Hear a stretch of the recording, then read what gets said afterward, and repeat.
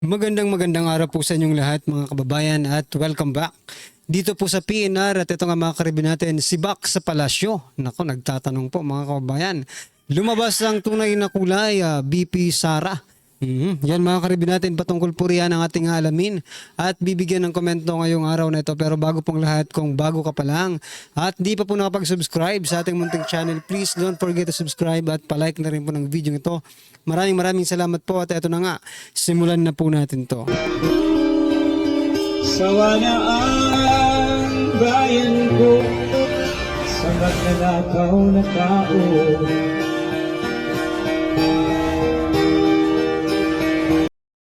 So yan mga kababayan, bago po natin i-play ang video ito, pasadahan po muna natin ang mga nagtitrending na mga balita dito po sa mundo ng social media. At unahin na nga po natin ito, no, si Yusek Castro pa rin mga kababayan. No? Pakinggan po natin ito. At mukhang isinisisi na naman sa nakaraang administrasyon mga kababayan, no, ang mga nangyayari ngayon sa panahon ng administrasyon ni PBBM. Ito umano'y substandard na bollard sa NAIA, paiimbestigahan na. No?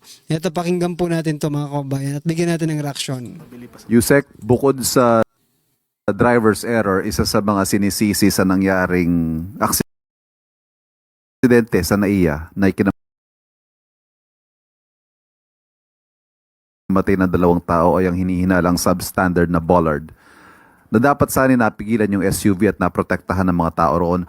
What does the palace have to say about this as well as the implied corruption in government contracts? Opo. Nakakalungkot po, may mga nasawi dahil sa di umanong depektibo na bollards na na-install po sa NAIA Terminal 1. At ito po ay na-install sa panahon po ng dating administrasyon at sa panahon po ng ni Transportation Secretary Arthur Tugade. Ngayon po ay pinag-iimbestigahan. Ito po ay July 2019 nung na-install po ang mga ito. Pinaiimbestigahan na po paano po ang naging procurement pati yung specifications. Yun po ay sa pag-uutos po ng Pangulo at ito po ay tutugunan kaagad-agad ni Secretary Vince Dizon.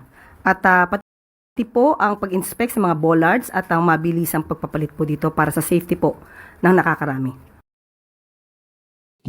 So yan mga kababayan, no, nagawa sa nakarang administrasyon pero ngayon po nagka-aksidente sa panahon nila, no? Bakit ayaw nyong aminin na meron din kayong pagkukulang mga kababayan, di ba? Dito sa mga nangyayaring mga aksidente, no? Eto maybe, di ba? Kung yung mga drivers natin disiplinado, di ba? May kinatatakutan sila na baka pag ginawa ko to, di ba? Baka parusahan ako, di ba? What I'm trying to point out mga kababayan, huwag niyong isisi lahat sa nakarang administrasyon, no? Sabi nga nang nag-comment, nako, sa panahon nyo ito nangyari, bakit nyo isisisi sa nakarang administrasyon? Baka may pagkukulang din kayo in terms of law enforcement, no mga kababayan? I mean, di ba?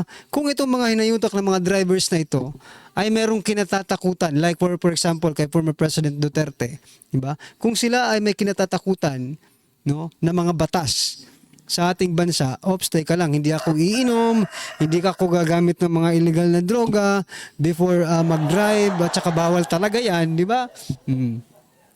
At saka kailangan disiplinado ako dahil driver ako di ba? Parang ganun. Pero ngayon parang walang disiplina mga kababayan yung ating mga drivers. Hindi ko naman linalahat Hindi ko po nilalahat, but because of this successive accidents, no? Maaaring hindi kasalanan ng bollards, hindi kasalanan ng kotse or hindi kasalanan ng bus, kung di kasalanan po ng driver mga kababayan. Siya po kasi yung nagda-drive. Di ba? Huwag niyo pong isisi lahat sa sa nakaraang administrasyon para naman kayong yung dilawang administrasyon, di ba? Sa bagay, ganun rin ang lumalabas para talaga kayong mga dilawang gobyerno, mga kababayan. Anyway, eto pa ang nakakainit, mga kababayan, at dapat talagang masibak nito si ano 'Di ba? Ang dami niya ng ginagawang mga hindi siya makasagot sa mga tinatanong sa kanya. Pag ganyan po ang PCO, mga kababayan, dapat sibakin na ito sa palasyo. 'Di ba? Kasi hindi na makasagot sa mga tanong no? Palagi yung ibang ang press con, yung iba na yung kanyang pinasasagot, yung direct secretary, 'di ba? Yung kung sinong ahensya ang tinatanong, doon na lang. Parang hindi na siya masyadong sumasagot minsan, 'di ba? O dahil nga parang ang lumalabas niyan, parang wala nang tiwala sa parang wala na rin tiwala sa kanya yung mga kasama niya diyan, no? Like for example, ito po mga kababayan, although na-share na po natin ito, pero ito, i-share po natin ulit para mas maintindihan natin. Doon po sa nabanggit ninyong 7 pisong baba ng Duterte administration, pwede po ba ninyong i-clarify yon kung talagang 7 piso, gagawin 7 piso kada kilo yung bigas that time, or yung sinasabi po ng dating Pangulo na reduce o bawasan lang ng 7 piso yung presyo po ng bigas? Nasa news na po yan. Maaari po niyong i-refer po ang news patungkol po dyan. So, Bakit kaya, mga kababayan, ayaw sagutin ni Castro, no? Yung tanong sa kanya. Parang personal na question na yun Kasi siya mismo ang nagsabi, no? To confirm that it is not a fake news, the very best way to confirm that it is not a fake news is to ask personally the person who, di ba? Who say the statement. Sino bang nagsabi? Di ba si Castro? Bakit ayaw yung sagutin, mga kababayan? malinaw po na reduce po yung nabanggit, pero kayo sabi ninyo Tama, sa inyong tama. vlog po ba yun, whatever, yung 7 piso, sabi niyo, pangako 7 piso at parang sort of ganun. Pwede po ba linawin lang natin yun para hindi naman na pagmula ng vlog? fake news. Sa vlog po ba? Nakita, napanood po sa Hindi ano? po yata yun. Sa vlog po ba? Sa vlog po ba? Hindi mo alam? Ikaw kung nagsabi, ikaw nagsalita, hindi mo alam na sa vlog mo ginawa yun? Nagbubububu. Nagtatanga-tangaan lang. Kasi sibak talaga itong Yusek Castro na ito, mga kababayan. Dapat sa palasyo, yung communication office, sibakin na itong si Castro. Hindi na makapag-isip ng matino, mga kababayan. Sa vlog po ba? Ano, tanga lang? Di ba? Hindi, opinion ko po yung sinasabi kong tanga. Kasi hindi siya makasagot, pero siya naman nagsalita. Di ba? Nabanggit sa press briefing. Opo, hindi po sa press briefing.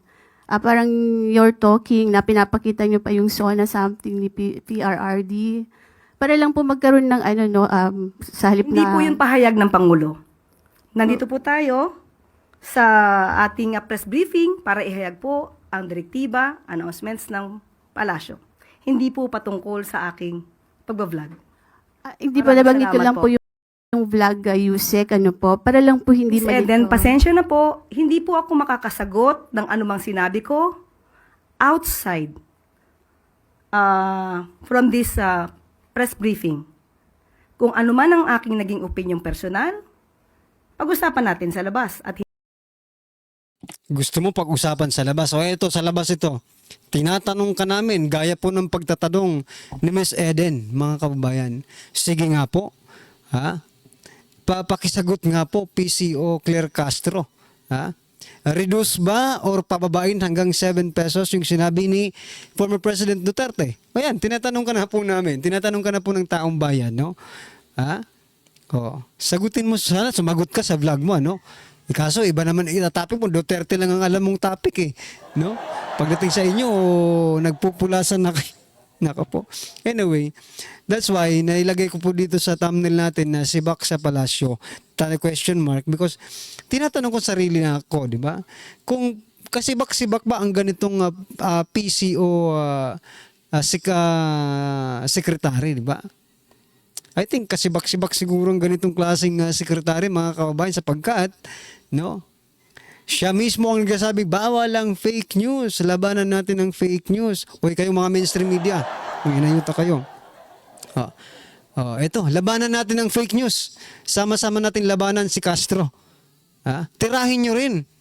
Mainstream media, di ba? Sabi nyo sa mga programa ninyo, pawang katotohanan lamang at bawal ang fake news. Ito na. Sige nga. Huwag yung sabihin, pagtatanggol nyo pa itong si Franz Castro, mga mainstream media. Halatang halata namang mali siya at fake news ang kanyang sinasabi. Pero ano, paniniwalaan nyo ba? Hindi nyo ba ibabalita ito? Mga mainstream media? Oy, magising naman kayo.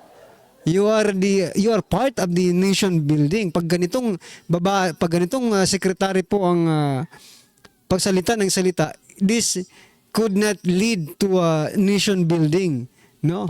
Baka masira pa ang ating bansa dahil po dito sa fake news na pinapakalat ni Castro, mga kababayan. Alright, ano pong inyong opinion dyan, mga kaibigan natin? I-comment nyo na lang po. At eto pa. Ito po yung sinasabi natin na lumabas ang tunay na kulay ni Vice President Sara Duterte. No, kasi sabi po dito, ito basahin muna natin yung kay Vice President Sara Duterte. Yung lumabas naman yung kanilang May 1 na 20 pesos na kilo ng bigas. At syempre, dahil hindi naman totoo yung pangako na yon, pambobola na lang or pambobola lang naman yung sa mga tao. Kasi imposible talaga na 20 pesos na bigas, pero pwede ito. Hindi ko lang i-share sa inyo kasi ayaw ko tulungan si BBM. Kaya mga kababayan, ano ang sabi ng palasyo? Ito si Yusek Claire Castro na naman. Lumabas po kasi kung ano talaga ang anyo ng ating Vice Presidente. Lumabas ang tunay na kulay ng Vice Presidente bilang isang public servant. Ito ay nagpapakita ng isang makasarili. Tandaan po natin, sabi ni Castro, kung ano man po ang kaalaman na mayroong kayo para sa taong bayan, ito po dapat ay agad-agad na isinasagawa at hindi po dapat ito tina-timing. Nako.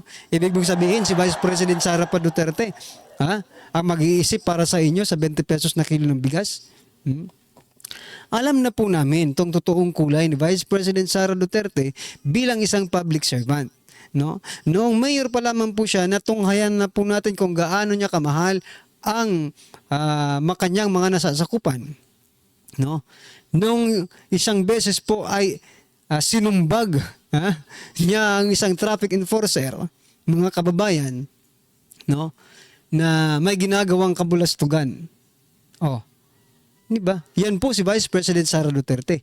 Matapang. Kilala po namin eh. Ikaw, hindi mo kasi kilala. Kaya ganyan siguro ang inyong pagsasalita, Yusek Castro, no? Huwag ganun. Anong lumabas? Dati pa, no? Wala namang tinatago, no? Si Vice President Sara Duterte. Ipinapakita niya lang kung sino ba talaga siya. Kasi kung plastic siyang tao, hanggang ngayon nakadikit pa rin siya. Tama. Kung plastic pong tao, si Vice President Sara Duterte, nakadikit pa rin siya ngayon kay PBBM, no? Kahit binabalahura na siya, mga kababayan, didikit pa rin yan kasi plastic nga. Hindi. May prinsipyo po ang tao. Kaya yan po ang nangyari, mga karibyo natin. Okay? Alright, pasadahan po mo rin natin itong si Coco Pimentel, mga kababayan. Sabi po ni Coco Pimentel, Let's help President Bongbong Marcos succeed by electing the senators he has endorsed. Kung ayaw namin, di ba? Bakit naman sila i-endorse? Because, bakit namin sila iboboto? Because they are endorsed by the President. Tingnan mo naman ang trust and approval ratings ng Presidente. Di ba? Doon ka pagbase kung talagang boboto ba o hindi ang taong bayan sa mga ini-endorse niyang mga kandidato. Huwag mo kaming lokohin, Coco Pimentel. Alam namin kung bakit mo sinasabi to. Because your wife is working with the government. I think nandun po siya sa basta. Nakalimutan ko lang kung saan nagtatrabaho si yung asawa ni Coco Pimentel, di ba? Kaya tumatanaw ka lang ng utang na loob dito kay President Bongbong Marcos Jr., di ba? Alam na natin yan eh. Kaya okay lang yan. Pero wag mong pilitin ng taong bayan na iboto yung mga ini-endorse ni President Bongbong Marcos Jr. Nako po. Delikado. Ito naman mga kabayan, 4 hours ago mula po sa Philippine Star, Metro Manila crimes down 26%. Di wow. Diba? Pero down to 26% pero may kaliwat ka ng mga nangyayaring snatching. Di ba? Yung si Betong nga. Si Betong, di ba yung artista na comedian? Na snatch yung kanyang cellphone.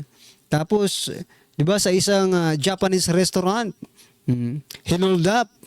O, ganyan po ang crimes down to 26%. Nako po. Parang wala sa parang wala sa reality yung mga sinasabi ninyo.